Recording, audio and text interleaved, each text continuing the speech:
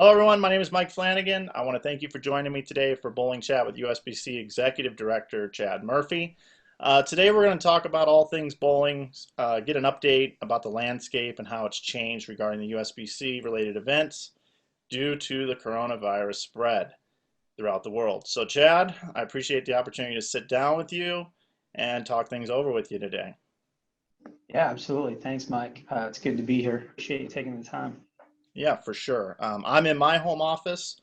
You're at your desk at the bowling campus. How many people are there actually working right now? And take me through a little bit about how things have been there at the campus.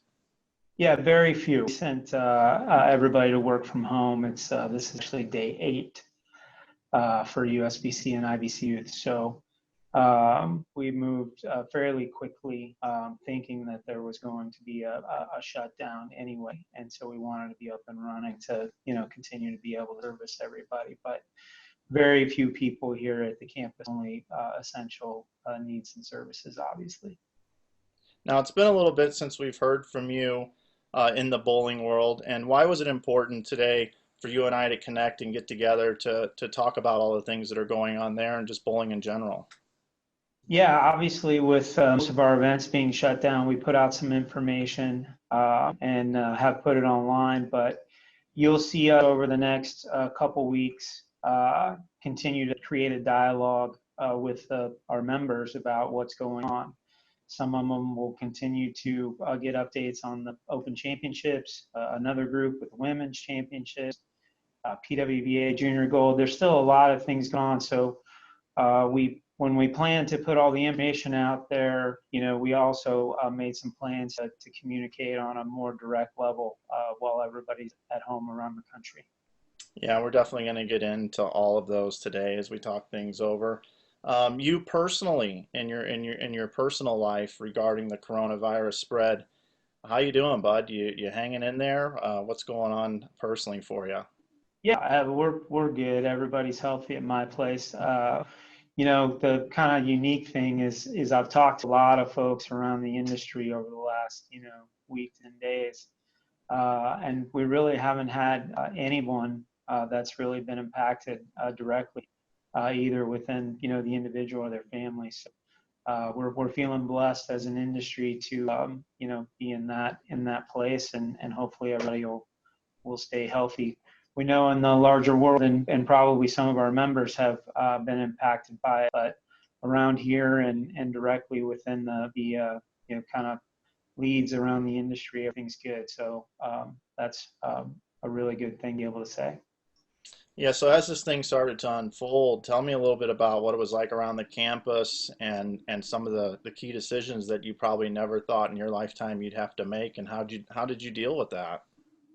Well, I mean, we, had slowly but surely, had been tracking it, but we had a strategic planning committee meeting a couple weeks ago, and so we decided to take this topic to them and, start having a conversation about how it would or could it impact our tournaments, and which tournaments and really, how.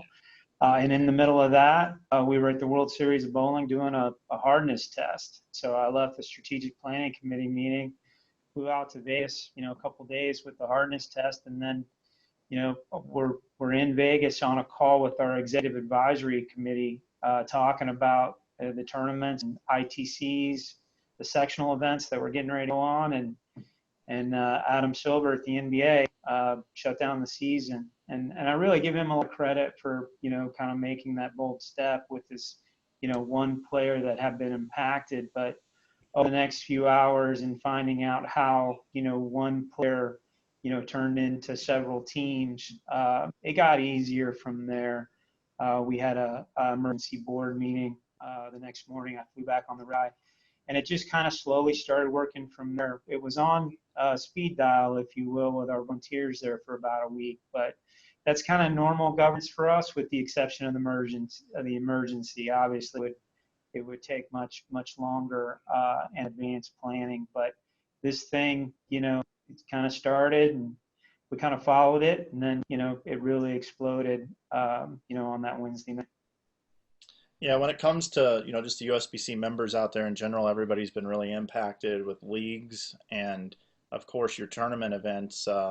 Is there any developments about leagues in general that you've heard, or what's the word on the street, or is USBC recommending anything in regards to league play? These 36-week fall seasons have been cut short. Any recommendations there?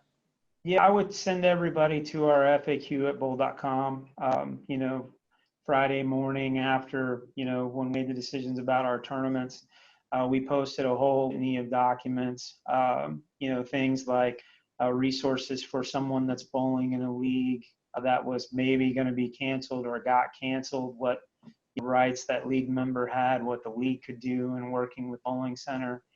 So it's all really front page, redbull.com. If you click on the top link, you'll go there to the virus page, and everything that we've done is right there for them to read through. And then obviously we're still open for business. Everybody's working from home, so anybody that has an email address on a certain topic that they continue to use, or if you call the phone number, we're still working. So anybody that needs more information can call in or send an email. From a personal standpoint, being someone that works in the industry and ran bowling centers for a long time, just a personal take is I feel like we've got so many great bowling centers out there and so many great places for all of us to go out and play and enjoy our sport. And those proprietors are going to be hurting with weeks of revenue loss, especially with spring break and still with all the leagues going on. So I would encourage, and this is from me, not from the United States Bowling Congress, but I would encourage people to go out there and support your bowling centers, and you should do everything you possibly can to extend your league play into summer. I think it would be just an unbelievable rally around bowling if these leagues, as soon as all this is over with and the bowling centers are back open for business, if they would just pick up where their league started or ended, I should say, and get started again, and then they could just bowl right on into summer. And you may have a shorter break this year between your fall league and your summer, and it might cut into golf a little bit. But boy, that would be a huge, huge thing that bowlers could do for their local bowling centers. Would you agree with that? Yeah, we won't really take a position there. I appreciate you, and how you went about that. Everybody's going to be passionate about it in different ways, but our centers are certainly in distress. Pro shops in distress. Distributors, manufacturers in some cases. It's going to be a rough ride depending on how long this lasts. So, when the public health officials, say it's okay to get back out there, yeah, absolutely do everything you can to support your local bowling center. Whether you're a member, a tournament bowler, even if you go in, have lunch, just something to, a little more maybe you would usually. And again, that's all you can afford it. Our members are in distress, certainly too. A lot of folks are, unemployed that weren't. And so we'll continue to follow all of that along, and hope everyone will do what they can to support bowling. But of course, after this public health emergency evolves into a more positive situation. Yeah, absolutely. And speaking of, unemployment and things like that, what kind of steps have you guys taken around there? You said you had folks working at home. Have you guys experienced any sort of layoffs or anything, or what's going on there? No, we haven't. We are, have taken the position that we want to make sure that we're up and running. When you think about, how and when we turn on the Open or Women's Championships and some of those other things, and so really it's somewhat business as usual for us, with the new normal of it being from home. Sure, absolutely. So I think, most people that are going to tune into this today are going to want to know about specific events. So I think it's probably a good idea to probably dive into those. I think we should start with the Masters and the Women's Open Championships and the Men's Open Championships.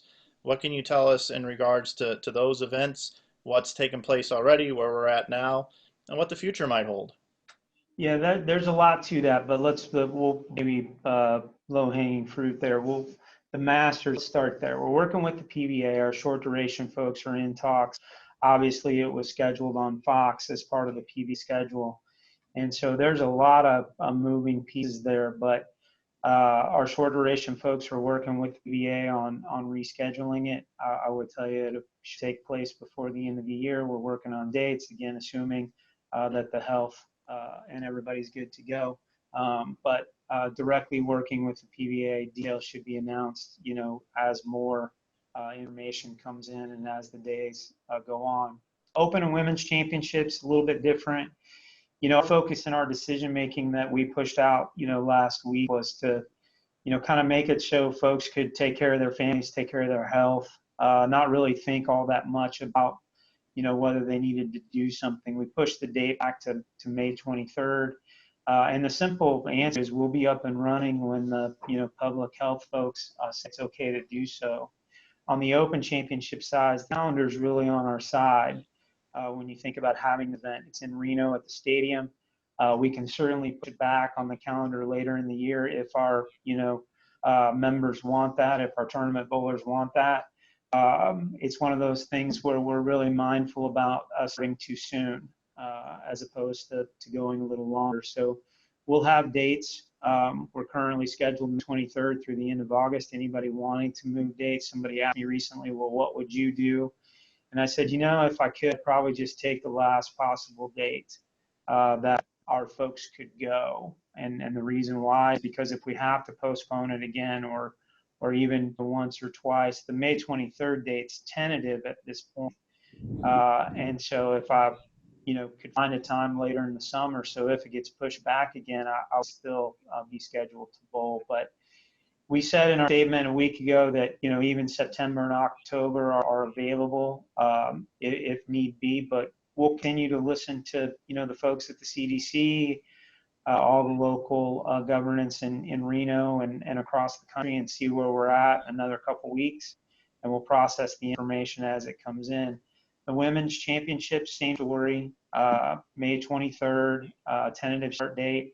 We're currently taking reschedules or even, we're still selling for the Women's Championship through the end of July at this point, working with our partners at South Point on some additional dates beyond that. But the intent is to run the championships, both the women, the Open and the Masters, and we'll see what the calendar looks like as the time goes by. And if our members want to come bowl and be crowned a champion, we'll be there for it. Again, the message and the way we've kind of structured it is, hey, we know everybody's thinking about their health and other things. So, take care of your families, take care of the people around you, and we'll be here, after all this is over. Yeah, I know I saw on social media, like when all this was kind of going down and the Open Championships was about to start on the men's side, I noticed there were a lot of folks responding to that Open Championships page saying, are you guys going to let us know what's going on? There were half the people said we wanted to bowl, half the people said you're crazy if we go and bowl. Some people had flights booked and everything. So can you just kind of go back to that maybe 48-hour window and talk about kind of how those decisions went into, just for all of us to kind of understand what was going on there? Yeah, same thing. We went through our governance following the information from the CDC and the federal government, of course, the White House. If you think about all the information that was being processed, we were, processing it collectively within our governance. And yeah, there was a lot of opinion about whether we should or shouldn't in the timing. And where we were at was, hey, if we could find a way, to, after this is over, to offer an experience to our members that they're used to, we feel like that's a good way to go about it. But really be mindful about the start. And so it was crazy, the time, the conversations, because we were, getting ready to start. This past Saturday night, 10 days earlier, 11 days earlier, is when we, I pulled the plug, if you would, on the first part of March and April. And we picked that May date. Our board was great to work with. I'm really proud of kind of the way it all came to be. But again, I really give a lot of credit to some of the things that happened in the other sport. Adam Silver at the NBA really took the lead here. And when that decision was made, the dominoes kind of fell. But then from there, right, we made an announcement, and we had folks that, were interested in us canceling, and folks that were interested in us, we heard you better not cancel. We heard you absolutely should cancel. Any event of that size, you think about 50,000 plus people, traveling cross country. We're going to have a lot of opinions, as this event always has. But at this point in time, the answer is the same to all of the questions. We're going to continue to follow, the public health experts, the scientists. Hopefully, we're back at it sooner rather than later, but take care of your families, and we'll be here after this is over and the coast has been cleared by the experts. Again, personal perspective, again, not USBC endorsed, but I would personally say that if you plan on bowling the Open Championships and your life hasn't been impacted enough that you're just not able to do it from a monetary standpoint, or it just doesn't make sense to you, then I would suggest that you get out and you support what they're doing over there, because it's a great event, as we all know, and we need to support everybody, because I'm sure there's some economical impact over there at the United States Bowling Congress, just like everybody else's businesses now, right? Well, yeah, and I appreciate that, Mike. There still are three options to everybody, which is, reschedule your dates, ask for a refund, which we're happy to do, or roll over, your money to 2021. And that's both women's and the Open Championships, the Masters, all of the tournaments we're offering refunds. We've been asked for very few, which has been, I think if you really think about it, I think a lot of folks, really have brand equity in these championships and the experience. And so wait and see approach probably better than make a decision now. So, we're pretty much in the, hey, don't worry about it for now. We'll get some dates locked in at some point, and then you can certainly make a decision at that point. The other thing that was a little crazy with all that was the state tournaments and the local tournaments that were going on and all over the country. And we've certainly, had some conversations with some folks, and we recommended that they shut down, just like we did through the CDC.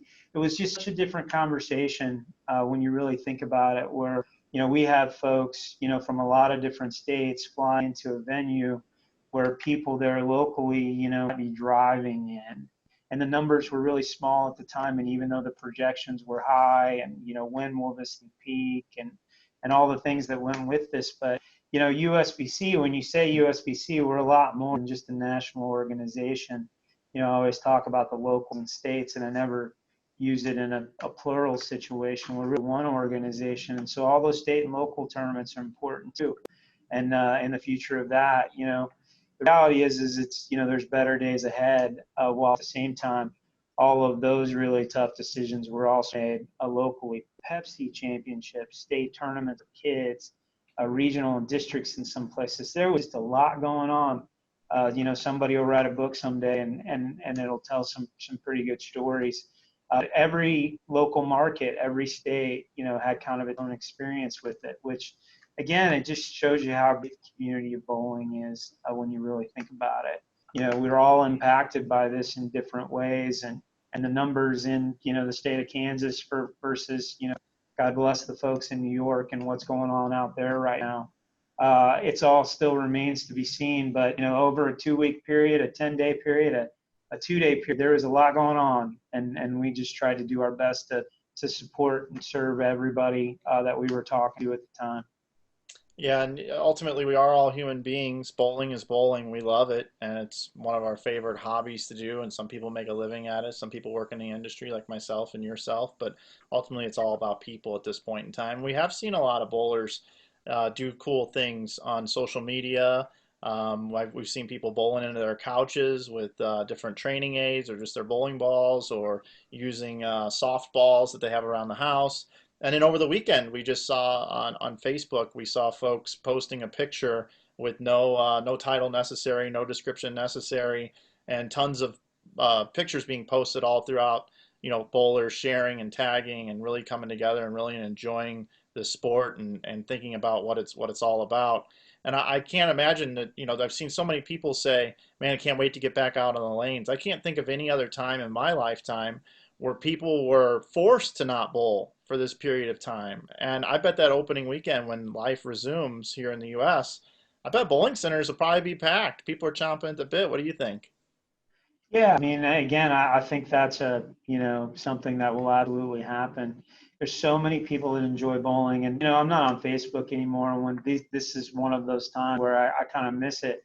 But my phone kind of exploded, and I know you told me what was going on with some of it yesterday when we were prepping for this interview. My wife did the same thing with a high school baseball team that's going on in bowling right now with them posting that. And we weren't even talking about it. So she's following it, and it really is unique. I think, I think that there's probably a lot of different activation sports, extracurricular activities. Everybody's looking for something to do while at the same time is ready to get back after it, whatever they're choosing to do. But our bowling community, I think, has always been unique. We get lost sometimes in the arguments and the things that we disagree on. But I believe that we agree on more things than we disagree on, and one of the things is how great bowling is, and what a wonderful community that we have within it. And so it's been pretty cool to listen to a lot of that. I've talked to a lot of folks in the last week or so, including just about every industry leader, and everybody's in that place too. Everybody's ready to get back after it, and hopefully we'll be doing that soon. Certainly folks in distress, and we're thinking about those folks, and really praying for everybody while at the same time ready to get those doors back open for sure. We didn't prep for this topic, but just because we kind of talked about it briefly there about Facebook and just social media in general, when you first accepted the position, you were an open door. Like, I mean, anybody wanted to contact you, you made yourself extremely accessible. And I remember that kind of brought things up a little bit to where you were constantly being inundated with things, both good and bad. And I personally, just another personal opinion, have missed having somewhat of an accessibility from you, or to be able to see you on Facebook and whatnot. Will there be a return to social media for you in the future? I don't think so. I appreciate the question, but it's one of those interesting things, right? And a lot of good came out of it. And there's all this storytelling about why I left, and I guess I can hit on it, but it wasn't, we used so much social media. We were doing Q&As and a lot of, really productive things, but there were a lot of unproductive things too. And I won't even talk about the things that some would call unproductive. I wouldn't talk about that. But folks having an open dialogue on a Facebook page is good. All information is good. One of my favorite quotes I've been using the last several years is that all bowling is good, but you can really take the word bowling out, put information in. So somebody that's passionate about a position or having an opinion about something that's being done is good. In these jobs that we have here at the national governing body, we need to be pushed by a critical voice or a group of voices. That's not what I'm talking about. It was the personal messages, the threats that were made, physical violence, those types of things that really did run me off, if you will. But down the road, after whatever's next for me personally, certainly I'll be back in that space. But in this job, what you find is a whole different walk, right? There's just a lot of different things that go on. And I really like the productive stuff, but most of the productive stuff we see anyway, whether it's good or bad, because they contact us here too. I still return a phone call, every email within a very short period of time. And being out in that space, we still communicate in similar ways. This is one of them, obviously. While at the same time having people have access in a way that threatens you or your family, those types of things isn't healthy. And so that's why I made the personal decision to pull out of the space. But I appreciate the question, Mike. Yeah, So, I just think it's a shame that it came to that personally. I mean, you and I have never, you and I have a mutual liking for one another and admiration for our work ethic and what we do. But we don't agree on everything, but it's how you can agree to disagree and move on. I think you should be live streaming the Open Championships, and working on the Bowl TV platform. But I know your reasons and your position behind it, and I respect you for that. I'm not going to blast you on social media and tell you that you're crazy. So I appreciate you answering the question, because I know that that's kind of a sensitive one there. Yeah, and it would be okay if you did. I would hope that it would be respectful. There's some folks that have, are tough to have respectful conversations, but at the same time, yeah. And it's just one of those unique things. But I always say one of the things that I live and breathe by is, hey, put your best five folks in a room, listen to everybody, and then usually the decision's pretty clear. But if you don't put a dissenting opinion in the room, maybe good things can happen, but great can't come from it. So, we've taken a lot of information from, different places and applied it at different times, including bringing people in that respectfully dissent. And so there's all kinds of ways to go about doing it. I do miss the interaction in kind of an interesting way, but the kind of perspectives that I would share through the pages, and I would run to somebody at a tournament somewhere, and they'd be talking about some of the personal stuff that was on my page and that I would write about. I miss those interactions a little bit, but not the threats. So again, I appreciate it. Yeah, for sure. So let's move on to ITCs. The Okay. Intercollegiate Team Championships. I was a collegiate bowler back in the day. If I was a senior and couldn't bowl my final collegiate championships, especially if my team was doing well, that would have been heartbreaking to me. And I saw once again social media, people taking to it, coaches. We saw bowlers themselves and just people in general commenting about how the ITCs needed to be canceled. And so I guess my question for you would be, what happened there? Again, I'm sure it's more of the same, but is there anything we can do for these folks? Is there some sort of ITCs we can do in like August or something?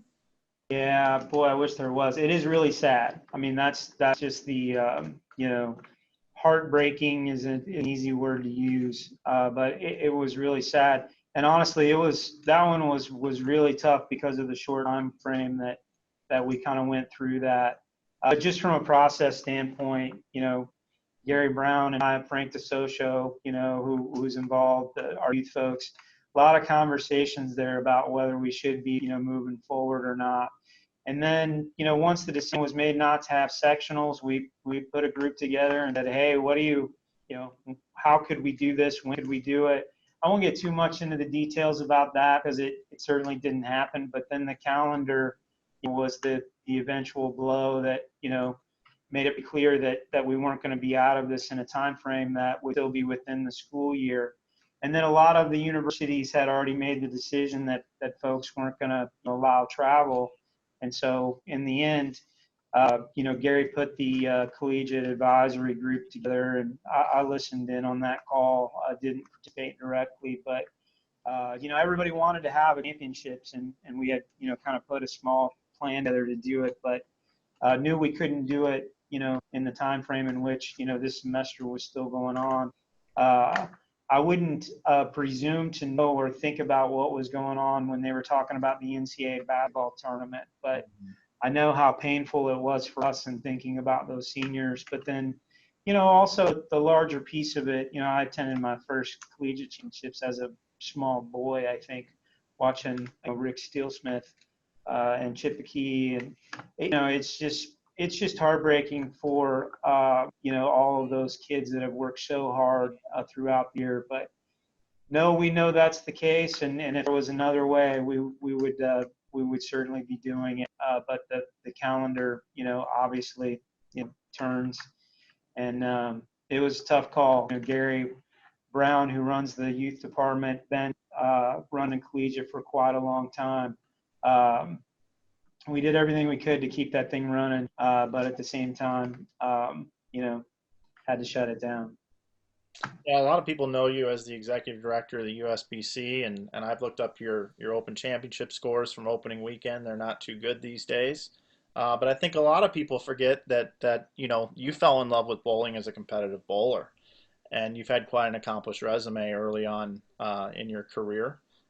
So tell me a little bit about your bowling game now. Why you don't bowl as much? What was the breaking point when you went from being a competitive bowler to wanting to work in the industry? Because I don't think a lot of folks know about that. If you could just touch on that for a minute, because when I think Open Championships and I think World Team Challenges and I think college bowling and things like that. You know, when I was growing up, Chad Murphy was one of those folks I enjoyed watching on television and things like that. So I'm sure all that kind of comes into play as well when you're making all these decisions, and it's got to be a little heartbreaking for you because you used to do it all. Yeah, I never bowled collegiately. I wasn't good enough at that time, but I was fortunate enough to have some good coaches and some good mentors, and I got better and was competitive. I like to say I don't know that I was highly competitive, but I had some success in the World Team Challenge, high rollers, super hoinky, had a lot of fun at all of those tournaments. We cared about, whether our ball struck or not, and we're highly competitive within that. There's some great stories that people like to tell that we try not to share anymore. Action bowling and some of those types of things, that was a lot of fun. But at the same time, I was, kind of at that point, like, well, let me say it because I want to be respectful about the people that I'm talking about. There was a whole group of people that had success at the high roll that were considering the tour, but they were doing it later in life, right? And for me, I just wasn't good enough, and that was just the reality. I wasn't as good as Chris Barnes or Pat Healy, and so Healy and Barnes made a leap, and I was kind of in the process of making that decision a year later. And I remember this like it was yesterday. Barnes didn't make a show that first year. I think Robert Smith and him were rookies, and Robert had made one show, and he went out there, and these guys were giants in our space, and so I got offered an opportunity to go out there to the tour as a ball rep instead of actually bowling, so that I could see it. I always say that's the best job I ever had, because working with the pros and thinking about helping them, servicing them in ways, Bill Neal still every time I see him, he's got bowling balls. He says something about me carrying his bowling balls, like I did at one time, right?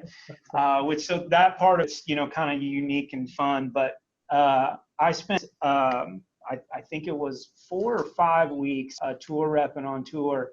And then I left. I was on Team USA that year and went to the World 10-Pin Cup in Amsterdam.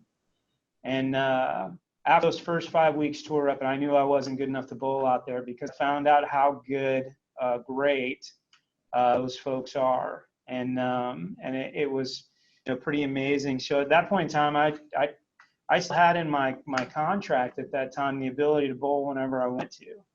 But when I started working and I had pro shops at the time, and you just kind of move your focus, and then you stop practicing, and a very long time later, I'm so uncompetitive at the Open Championships that it frustrates me no end. I mean, That's what I was getting at. That's what I oh wanted to my hear. God, I was so last year when I left it just. I try not to talk about it because, I love doing championships. I'm going to keep bowling. I see myself down the road with my boys and Uncle Billy and everybody bowling the championships, when all of this is over. But I'm going to have to figure out a way to get the ball nearer to the pocket to enjoy it, because I still am pretty competitive. And that has been a struggle, because we love that tournament. We bowled with our family for years, and so and a buddy of mine who was just here a couple weeks ago. But the reality is, Mike, is I played at competitively a certain level, but I wasn't good enough to play at that next level. But I had a lot of fun figuring that out, and I bowled against some of the best in the world, the greats. There's some great stories, but I don't know that we've got all that time today. But I appreciate bringing it up, except for my scores at the championships. I think if you were on Facebook, I think the photo you might have posted is the picture of you with the Ebonite Nitro R's with Swanee and your brother Lonnie, right? Yeah, it's on the wall here, and I thought that earlier today. And sorry, I appreciate, we lost Swanee a few years ago and his funeral, and there's no doubt that would be the picture if I was out there today. So I appreciate bringing it up. Yeah, what a great guy he was. So it's cool to Yep. mention him on this call. So back to the bullet points here, so to speak. One other really big, cool, bright spot over the last, I believe this is the 6th year for the PWBA coming up. You can correct me. Yeah, yeah. I'm wrong. I think it was Liz Johnson was Player of the Year for the first 3 years, and then Shannon O'Keefe 2 years in a row. And from an oil pattern standpoint, I personally feel like straighter is greater. It's been for the first 5 years. I'm waiting for one of these years that the power player starts to be able to open up the lane, or maybe a lefty, even though there's not many of them. So be interesting to see how things go in the future. But the point I'm trying to make here is the PWBA Tour season was set to start and kick off here coming up in April. And can you give us an update on what's happening with the PWBA Tour at this point? Yeah, same thing. And a lot of these answers are the same. The calendar will break. The public health experts will say it's okay. And then, at that point in time, we'll get serious about, laying on the calendar. I've asked Jason Thomas and Tennille, working with Frank and I to, think about how we get it in. The calendar is certainly not on our side there either. Because a lot of our folks are, some of our folks are collegiate coaches, and they're going to go back to the schedule, in August, hopefully, Good point. with that. And so we want to have a, full competitive tour. They were off for a number of weeks in July, and so there is, a piece of that that allow us to get it in. But we certainly need, sooner rather than later for that to happen. Our intent is to find some dates on the calendar and crown some champions, and then, have a player of the year like we have in the past, the majors. But it'll be condensed in some way. Asking those ladies to bowl the last 13 weeks of the summer probably isn't reasonable. Do we go into the fall? Maybe, into the winter. I'm not sure, but we're going to do everything we can to turn it on whenever, the CDC says we can. But same thing, PWBA has been a lot of fun to be a part of. I enjoyed, just like I did years ago, the PWBA Hall of Fame coming back last year, and this group's that's being inducted. We can't wait for that, and we will do that when this crisis is over. I remember debating with you in Reno, I believe it was, and Dell and Carolyn Ballard were there. Yeah, yeah. We were talking about, we were trying to figure out, who the greatest all-time female bowlers were, and we kept bringing up all these additional names from the past, and then trying to relate them to the current GOATs, as Liz Johnson is referred to again on social media. Do you want to share a PWBA story or a little highlight for us that might get folks a little excited here while everybody's just sitting at home doing nothing? Where would I start with that? I mean, if I tell PWBA stories, it ends up back in the old days. But I'll just share one just quickly. The run Shannon O'Keefe is on is an all-time unbelievable. The pace she's winning versus the tournaments that she's bowling in. Carolyn Ballard had an unbelievable run, towards the end of the tour when it shut down. I mean, just incredible numbers. But Shannon's won whatever it is now 13 times in 60 plus events. I did some research going back and looking at, Mark Roth had a run that was somewhat like that. Jason Belmonte has made a couple 3 runs, including one that he's currently on that's going through that. You talk about Liz, and it's easy to say, Liz was a Hall of Fame bowler. She went in the Hall. She's had a Hall of Fame career since she went into the Hall, right? So she basically has 2 careers within that. And so it's tough to not have a conversation about Liz, being the greatest of all time. But we have a conference from across the hallway that is featured with Green Ladowig. And if you look at her body of work, which a lot of people don't remember, I like to think I'm a little bit of a historian when it comes to this. But the great thing about the PWBA, when you really think about the full breadth of it, there's some great players, no different than the PBA Tour. And it's just wonderful that it's back. And it's wonderful that we have it, and they're competing again, and we're crowning champions, so that we can have a conversation about this next group and what they look like against the prior group. Alita Still, Wendy, you think about all of the great things. They're just, we need to get in discussions and arguments and who's the best in one era versus the other. Leanne and Tish and I mean, you can't. Lisa Wagner. I mean, it just goes on and on.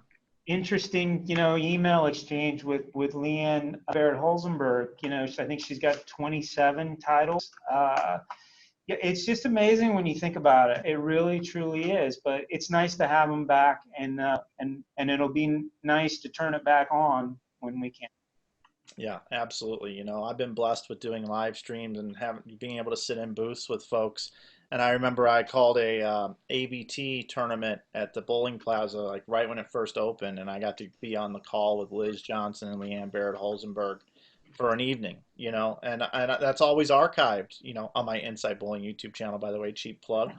But it's just, those are just I go back and watch that stuff sometimes because it's so cool. And since everybody's at home, everybody's trying to figure out what the next Netflix thing is to watch. Make sure you go subscribe to all the YouTube channels of all the companies you support, the USBC, my channel if you'd like to as well. But go out there and do that because there's a lot of great content out there that you can pick up along the way. So moving on, I've got a couple of other events here that sometimes get forgotten because there's not as many folks that talk about them. But you've got some other events: the Senior Masters, the Super Senior Classic, the Senior Queens. Can you touch on the Yeah. senior events and what's going on there?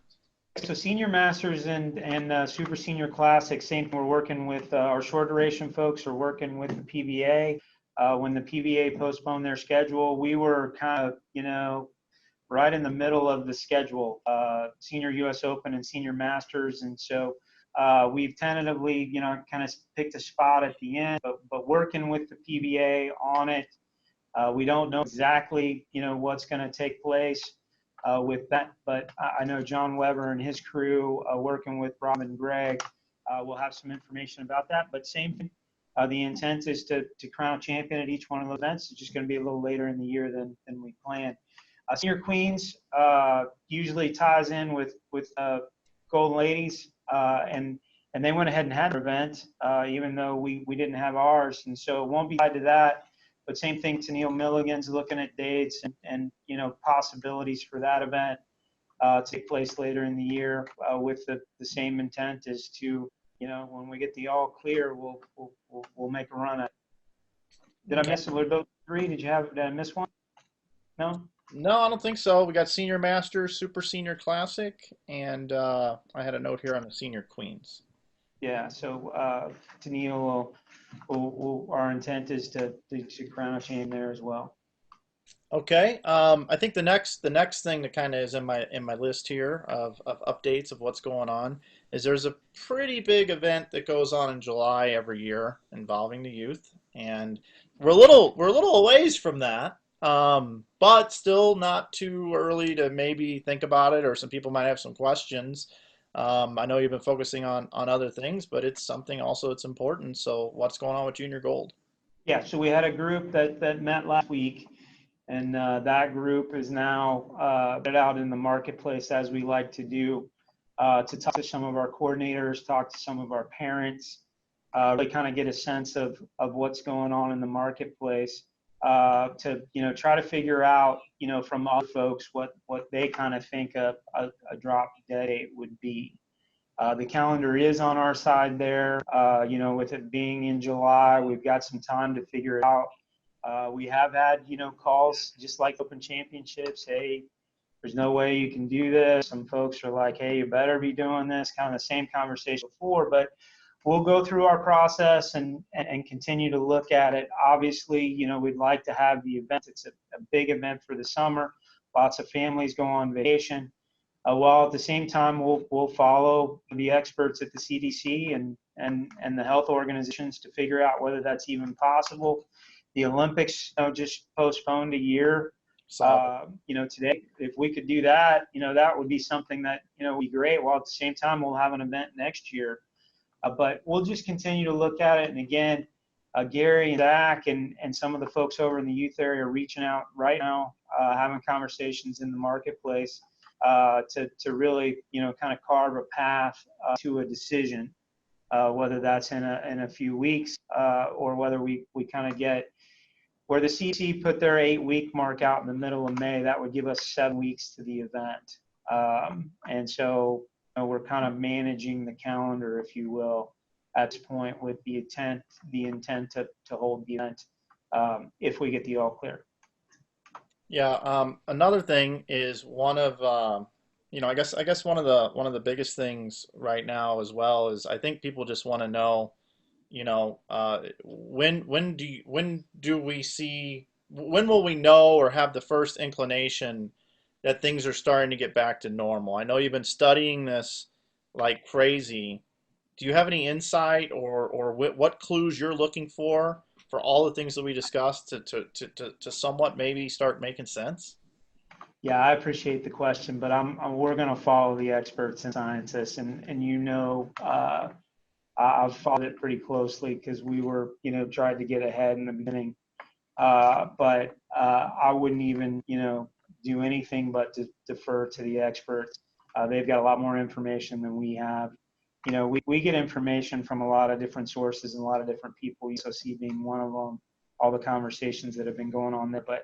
But we will be deferring to the health experts at the CDC, certainly the information coming out of local governments. Again, we're thinking about everybody. We just aren't going to go on record as having an opinion on that one, Mike. But I appreciate the question because I know, as some other folks know, I'm following it very closely.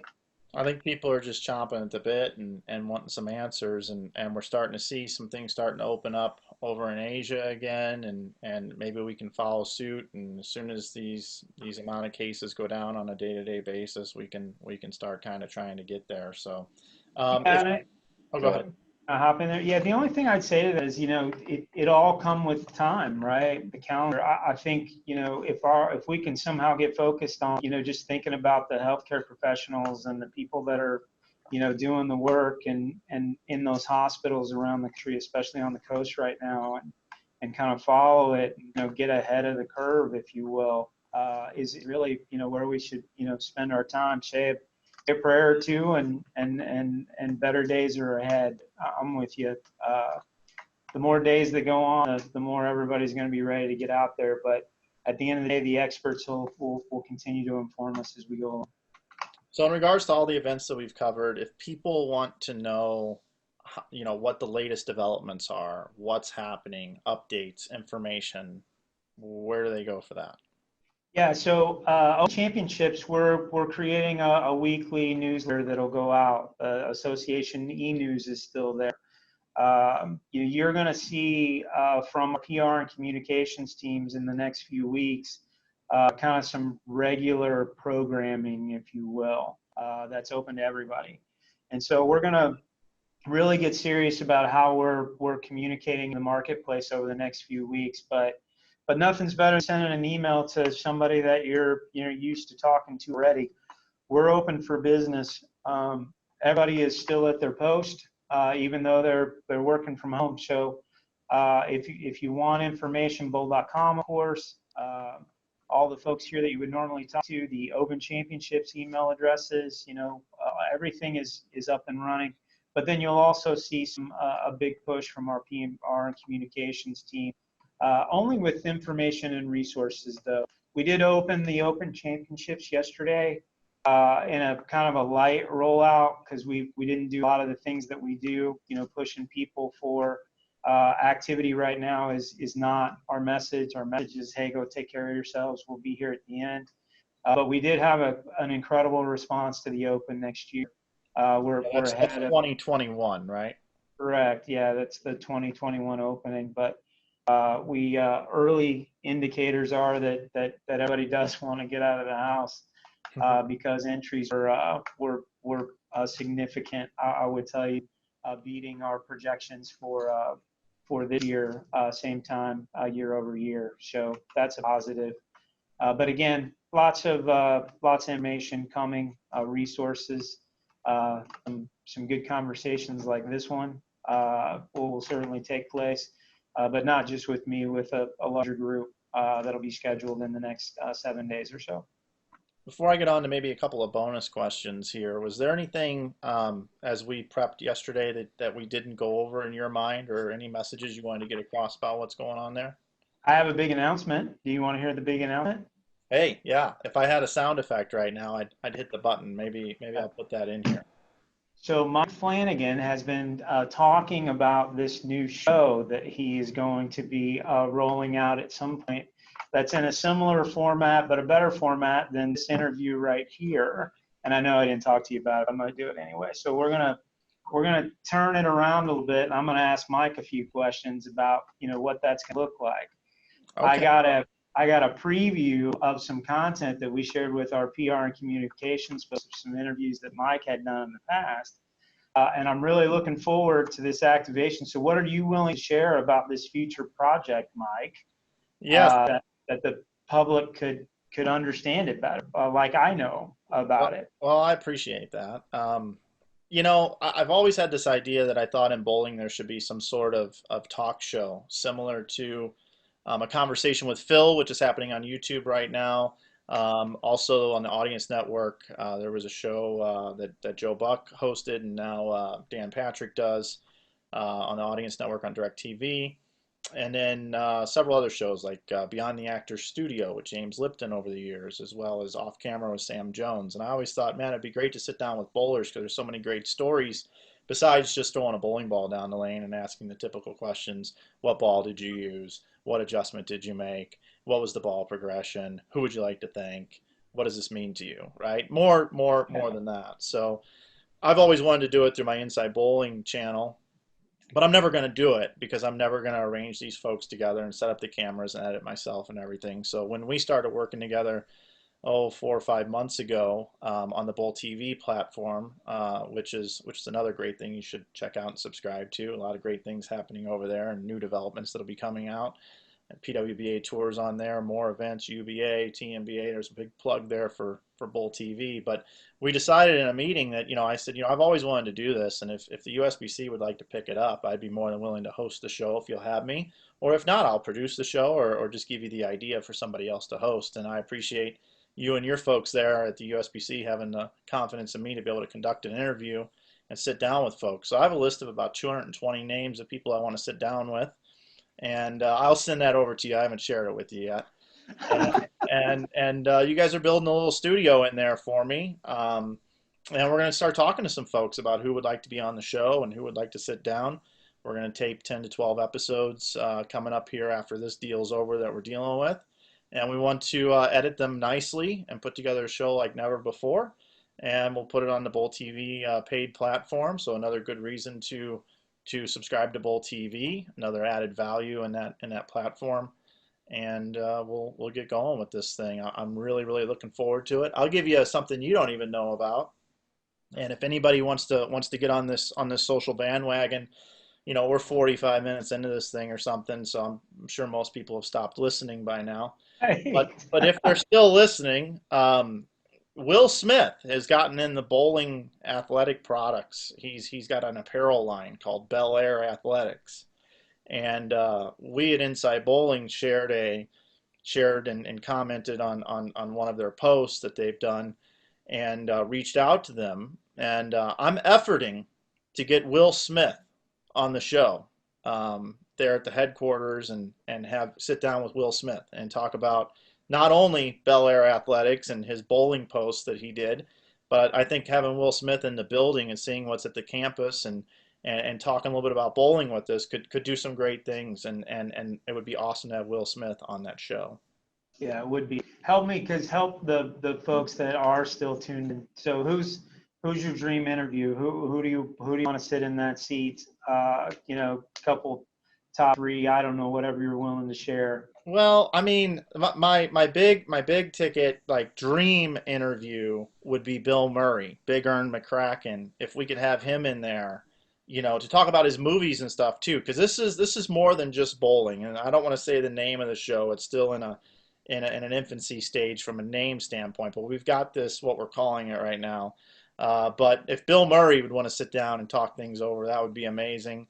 And inside of the bowling industry, top flight guest would be Juanita Weber and Susie Anthony together at the same time. I don't know. That would be cool. That would be cool. Yeah. So when? What? Come on. We've been talking about for what we've known each other for how long? So we've been talking about when? When is it rolling? Your man, the Raj Mahal down the hall, Roger Nordick's been working on a studio along with Curtis Von Kruger, from what I understand. It's beautiful. Okay, and then once I have the picture sent to me that says, "Hey, here's the studio, Mike. We're ready." We have our list of guests and things like that. So we're supposed to be, and we're on pace as far as I'm concerned, unless something else crazy happens in the world, to launch this thing this fall. Awesome. It's good to hear. I want to hit as part of that topic, and you probably know more about it than I do. I want to make a kind of a comment, a statement, and then you take wherever you want to go. And again, we didn't really talk about this, but I made a comment several years ago that, ESPN isn't going to come in and cover bowling, even though we like it to, and we continue to try and get to do that. But in the last, call it, 8 months, there's been this really amazing kind of rise in people covering bowling. When you think about Fox and how they're doing it, and Rob Stone, Dave Ryan's doing their shows now, and even within our industry, there's just a lot more folks that are putting on quality content. And I know you're talking about something really, really, really big. But even when Flow Bowling came in, and Lucas Wiseman, who used to roam the halls here, he's doing a tremendous job of covering the PBA. The Sweep the Rack guys, I would make a joke. I've known the Parashot forever. I would try to get Rob to maybe think more about the facts rather than opinion. At the same time, Tim Berg does a great show. Bill Zubin's been doing a great show for a long time. Lenny. There's just a lot of really good coverage of bowling. I think it's great. I think it's getting better. And I had said several years ago, they're just going to have to cover it because maybe they're not, so that we can celebrate our athletes. And so, I don't know if you agree or disagree, but I think it's pretty cool, some of the advances that have been made over the last several years. Yeah, and hopefully it happens more. There's a few people we left out of all of our conversations. I particularly really enjoy Jean-Marc's Bowler's Journal podcast as well. Lenny, the Phantom's been doing it for years, doesn't get enough listens. Dave Waswell and the Bowler Show is no longer doing it anymore. But I think that a lot of people have put themselves out there and dedicated themselves to bowling from a media standpoint. And I applaud all of them, and I applaud all the people that sponsor the shows too, because you touched on it earlier. I've got a handful of podcasts right now that I've already recorded that I've been wanting to launch for some time, but I keep taking on more and more paid projects, and that's just more of a free passion project. And sometimes I just decide to veg out and I have to clear my mind and do other things, but I eventually would like to get those podcasts launched as well and get those out on the waves. And now would be a great time to do it because people don't have much to do. So maybe we do have more people listening to us this far into the interview than I would anticipate. All right, I appreciate it. Yeah, I just think it's pretty amazing. I know you've been doing it for a long time, so thanks for doing what you do. Yeah, I try. I'm self-taught. I haven't really had much training. I just try to do the best that I can, and I love bowling just like everybody else. So I don't really have much more to go over, Chad, other than the fact that, I think it was maybe a year ago or so. I hadn't seen you for a while, and I walk into the bowling center, and you look like a completely different person. You've lost a lot of weight. And I've been inspired, not necessarily just by you, but by other folks and getting out of breath, walking up and down stairs and whatever. I'm down about 11 pounds myself. I'm trying to cut soda out of my diet. So maybe you could just give me a little pointer here on maybe what I could do to take myself to the next level from a weight loss standpoint. And well, I would tell anybody, just get started. It's 5 years ago. I think a lot of people that I run into, they're kind of amazed here lately. Nobody even noticed the first 25 pounds. I'm making a little bit of joke out of it because it's not easy to get started, but just figure out ways to sweat and then continue to do them and kind of trick your body into sweating more. I'm not an expert in the space at all, but I really decided to get healthier about 5 years ago, and a half mile on the treadmill was a long way. But then when I started, getting serious about it, then I started eating a little bit different. I'm still not a good eater. Jen will tell you that she's a little hard on me there. But at the same time, I think a little bit of physical activity and a little different diet, but no real diet. I still eat, potatoes, and I still eat bread, and I still eat all those things. I just eat less of it. And when I eat more of it, I just run more. And so it's a little bit of psychosis, I guess, and just figuring it out. But I appreciate you mentioning it. I had a buddy of mine, Kevin McGear. I was at the U.S. Open up in Lincoln, and he walks in and sees me, and the first thing he says is, "You have cancer?" he thought I was sick. He thought I was Oh really my sick. goodness. And I was like, nobody. I decided to lose the weight. And so Kevin, if you know him, he was on tour for a number of years. I ball rep for him at one point in time. But his perspective is not unlike a lot of folks that I run into. But my tip to you would be to eat a little less tonight and walk a little more tomorrow. You go to your son's baseball game, just walk around the venue as opposed to sitting in the stands. You wouldn't believe how many calories you burn by doing that. Just keep moving around. But yeah, it's been a little crazy. Okay. Well, I think all's good on my end. I appreciate the time to sit down and talk with me and have this Yeah. conversation. I learned a lot about what's going on there, which I knew I would from sitting down with you. I'm looking forward to the bowling show. Thanks for totally springing that on me, and thanks for answering some of the tough questions today that I asked and informing everybody what's going on. Yeah, and I would just close by saying, of course, thank you, Mike. I appreciate you taking the time, but also everybody stay healthy. Our kind of overriding message right now is, hey, you guys take care of what you need to take care of, your families, everybody around you in your local markets, and USBC and bowling will be here when the experts are tell us okay. And we're really looking forward to seeing you soon. So thank you. All right. Well, thanks for the time, Chad. Really appreciate it again. Thanks everybody for watching, and make sure you stay tuned to all the USBC communications at bowl.com and all our social media pages to find out about all things that are going on with the USBC. Have a good day, everybody.